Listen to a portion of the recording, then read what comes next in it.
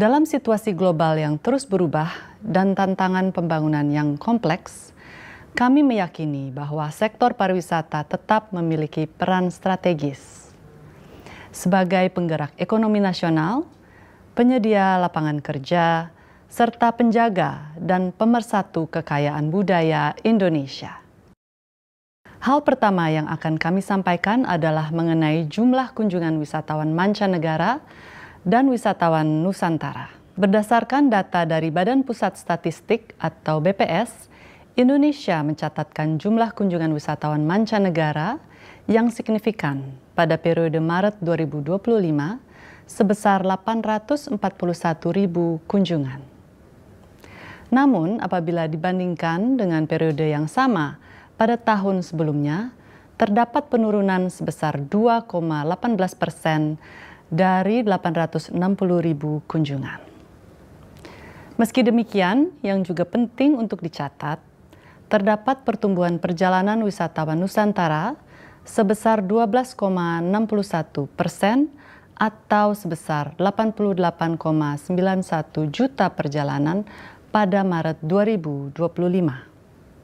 Dibandingkan dengan 78,96 juta perjalanan pada Maret 2024.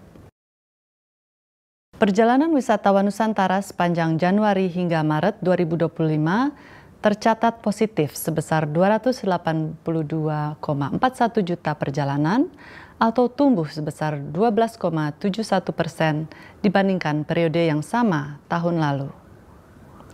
Sementara itu, untuk perjalanan wisatawan mancanegara, ada pertumbuhan positif sebanyak 2,74 juta perjalanan sepanjang Januari hingga Maret 2025 atau tumbuh sebesar 7,83% dibandingkan periode yang sama tahun lalu.